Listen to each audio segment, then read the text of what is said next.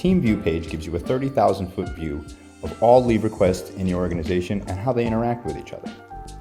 Every employee will appear in the Team View by default. If you wish to filter by a certain department, choose that department from this dropdown.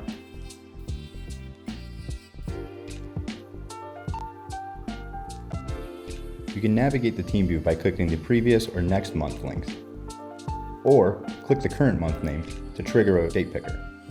If you need to see how a certain set of leave requests interact with each other, you can use the filtering and pinning functionality. Simply click the pin next to a given employee's name,